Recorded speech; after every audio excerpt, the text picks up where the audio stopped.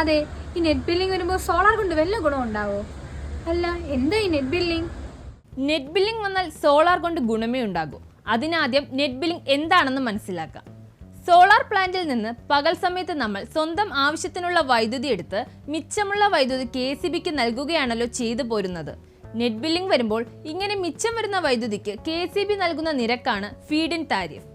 രാത്രി സമയത്ത് നമുക്ക് ആവശ്യമുള്ള വൈദ്യുതി ഗ്രിഡിൽ നിന്ന് എടുക്കുമ്പോൾ അതിന് റീറ്റെയിൽ നിരക്കിലാണ് പണം അടയ്ക്കേണ്ടത്. ഈ ബില്ലിംഗ് രീതിയാണ് നെറ്റ് ബില്ലിംഗ്. സർക്കാർ സ്ഥാപനങ്ങൾ, വിദ്യാലയങ്ങൾ, കടകൾ, മറ്റു വാണിജ്യ സ്ഥാപനങ്ങൾ എന്നിവയ്ക്കാണ് നെറ്റ് ബില്ലിംഗ് ബാധകം. ഈ ഗ്രൂപ്പിലുള്ളവർക്ക് പകൽ സമയത്ത് വൈദ്യുതി ആവശ്യം കൂടുതലാണ്. ഇവർക്ക് നെറ്റ് ബില്ലിംഗ് രീതി അനുയോജ്യമാകും. ഒരു സ്കൂളിന്റെ കാര്യം എടുക്കുക. സ്കൂളിൽ ഏതാണ്ട് 650 യൂണിറ്റാണ് ഒരു മാസത്തെ വൈദ്യുതി ആവശ്യം. ഇതിൽ 600 യൂണിറ്റും പകൽ സമയത്ത് തന്നെ ഉപയോഗിക്കും. രാത്രിയിലെ വൈദ്യുതി ആവശ്യം 50 യൂണിറ്റ്. യൂണിറ്റിന് 6 രൂപ 85 പൈസ വെച്ച് മാസം തോറും 5000-ഓളം രൂപയാണ് സ്കൂൾ ബില്ലടച്ചുകൊണ്ടിരുന്നത്. അവർ 5 കിലോ വാട്ട് സോളാർ പ്ലാൻ വയ്ക്കാൻ തീരുമാനിച്ചു. അതോടെ സ്കൂളിന് നെറ്റ് ബില്ലിംഗ് അനുസരിച്ചാണെങ്കിൽ വരുന്ന ഇലക്ട്രിസിറ്റി ബിൽ എത്രയാണെന്ന് അറിയാമോ? വെറും 51 രൂപ.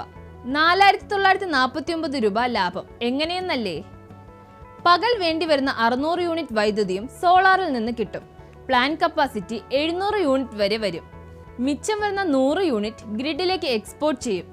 അതിന് ഫീഡ് ഇൻ താരിഫായി യൂണിറ്റിന് 2 രൂപ 79 പൈസ നിരക്കിൽ 279 രൂപ KCBയിൽ നിന്ന് കിട്ടും. രാത്രി സമയത്തെ ആവശ്യത്തിന് വേണ്ട 50 യൂണിറ്റ് വൈദ്യുതി ഗ്രിഡിൽ നിന്ന് ഇമ്പോർട്ട് ചെയ്യണം. അതിന്റെ റേറ്റ് യൂണിറ്റിന് 6 രൂപയാണ്.